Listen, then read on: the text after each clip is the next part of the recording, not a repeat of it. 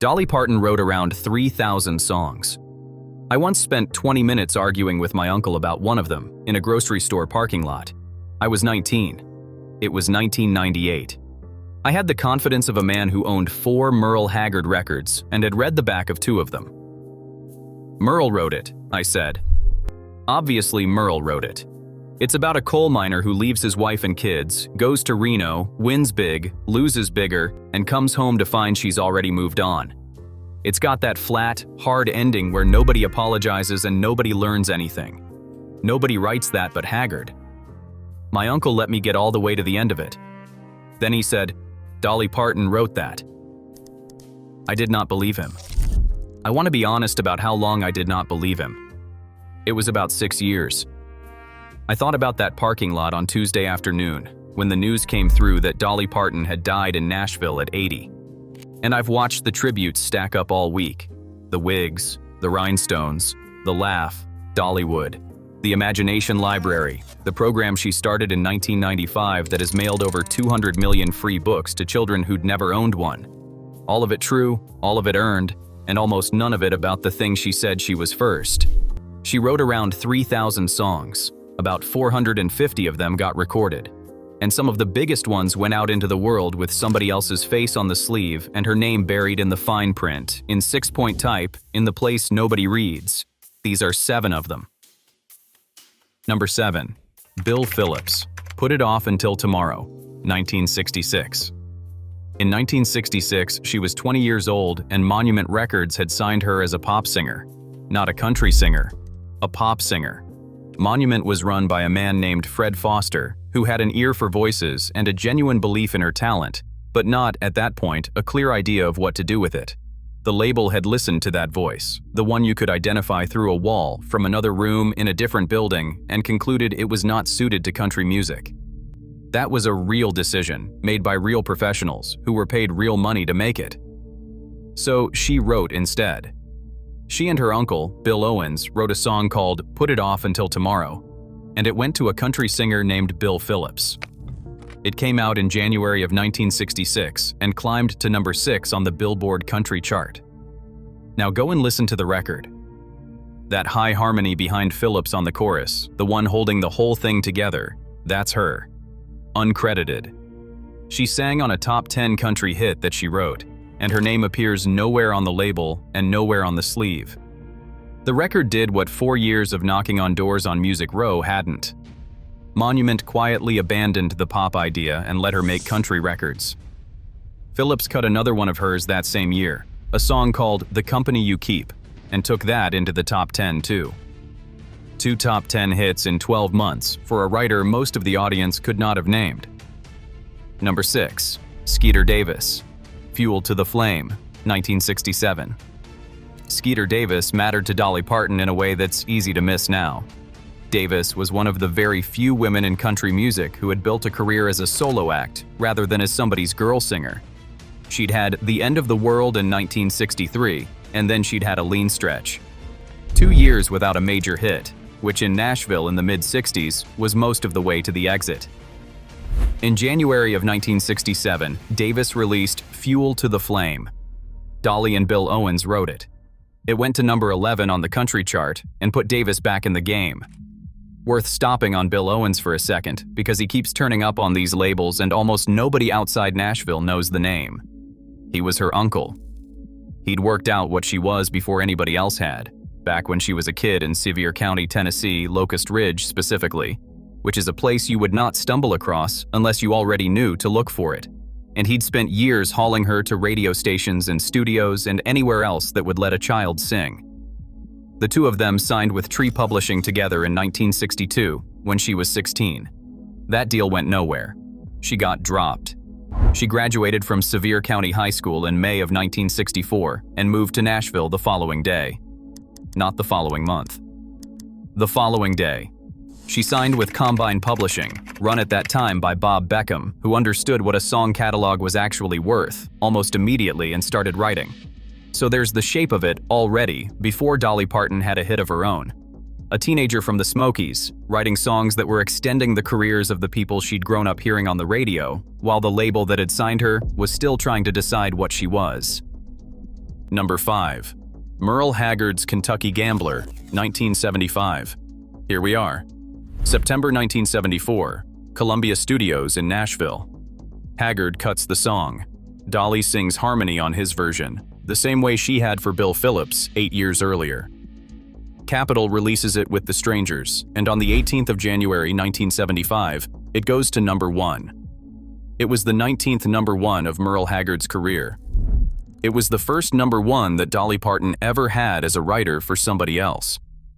The song was loosely about her grandfather, who liked to gamble and was not good at it. And this wasn't the first time Haggard had gone into her catalog.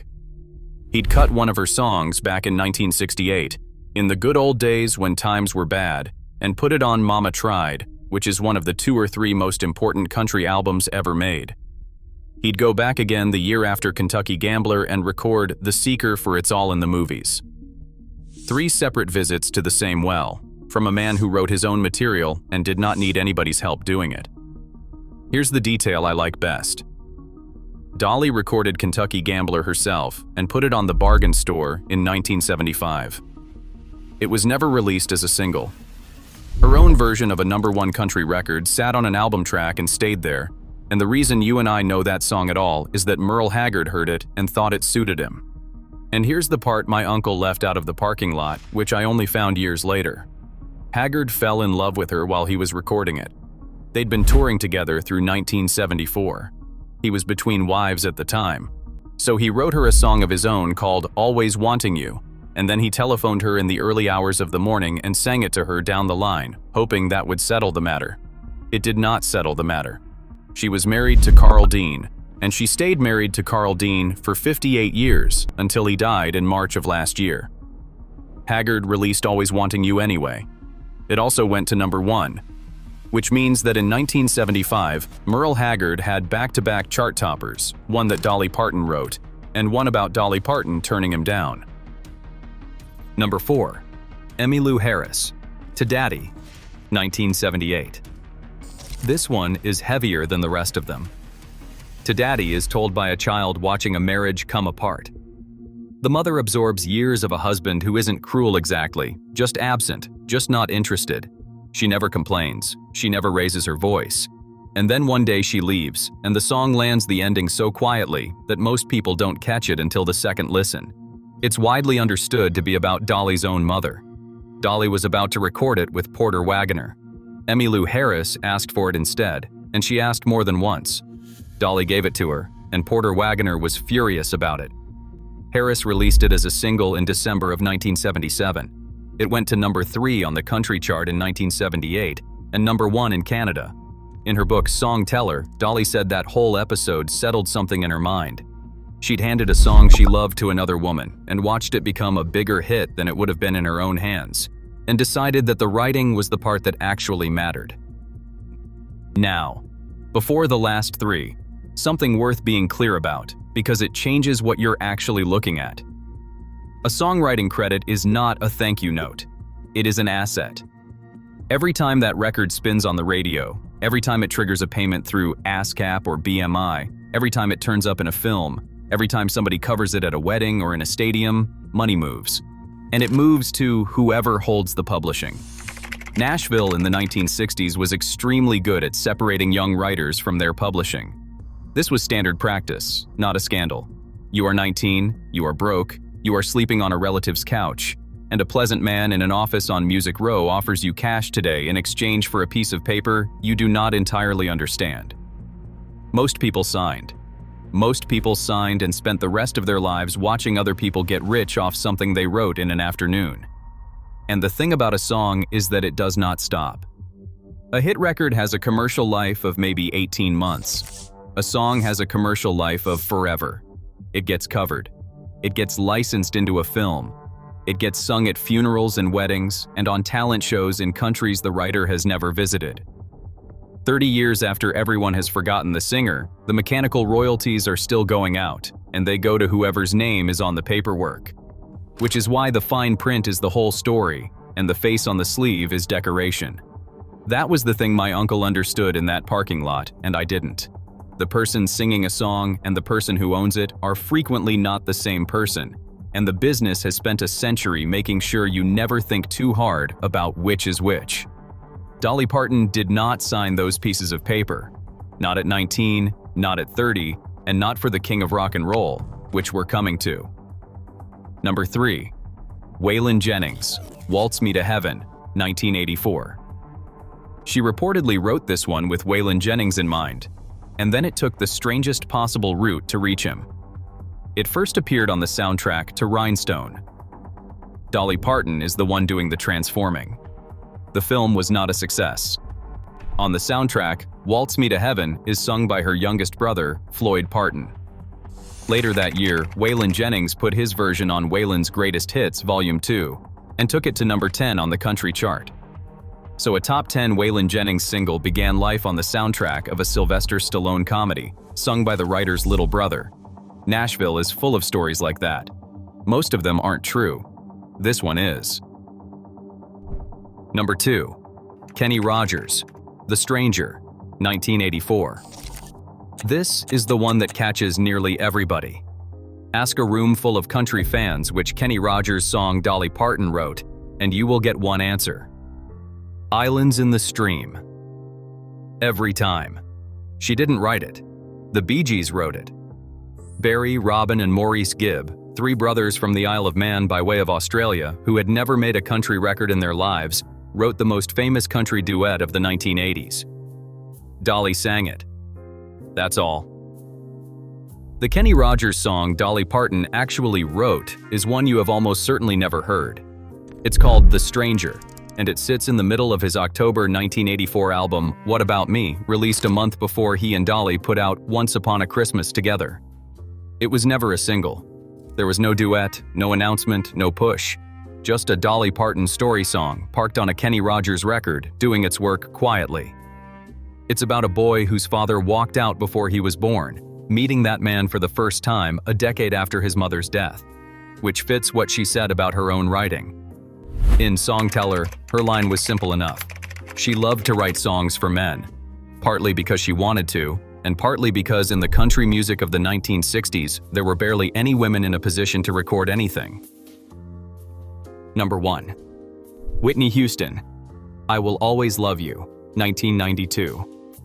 One night in 1973, Dolly Parton sat down and wrote 2 songs.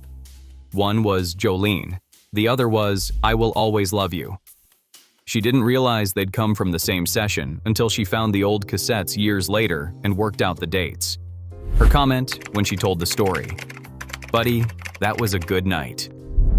I Will Always Love You was a goodbye letter to Porter Wagoner. She'd been telling him for a long time that she wanted to leave the show and go out on her own, and he'd been declining to hear it. So she wrote it down instead, brought it into his office the next day, sat him at his desk, and sang it to him. He cried. Then he told her she could go, as long as he produced the record. It went to number 1 on the country chart in 1974, and to number 1 again in 1982 when she recut it for The Best Little Whorehouse in Texas. And somewhere in there, Elvis Presley wanted it. He loved the song. An arrangement had been worked up. Dolly was invited to come and watch him record it, and by her own account she told everybody she knew, because Elvis Presley was about to sing something she'd written. Then, the night before the session, Colonel Tom Parker telephoned her. Elvis did not record anything, Parker explained, unless his side took at least half the publishing. She said no. Her reasoning was one sentence. It was the most important copyright in her whole publishing company.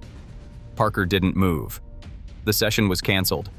She has said she cried all night about it.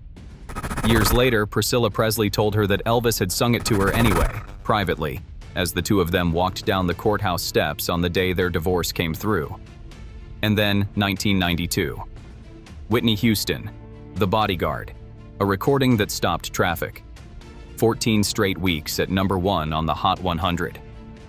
Record of the Year and Best Pop Vocal Performance at the Grammy Awards in '94. 20 million copies sold, making it the best-selling physical single by a woman in history. Every cent of the songwriting money went to the girl from Sevier County who wouldn't sign the paper. She put some of it into property in a Nashville neighborhood, and she called it the house that Whitney built. My uncle died in 2011. I never told him he was right about Kentucky Gambler. I'm not sure I've admitted it out loud to anybody before now. On Tuesday afternoon, every station in America was playing Jolene. By the evening, they'd moved on to 9 to 5, and then Coat of Many Colors, and then, inevitably, Whitney. 60 years of a woman's voice, running on a loop across a country that mostly knew her as a face. Underneath all of it, in 6-point type, is her name,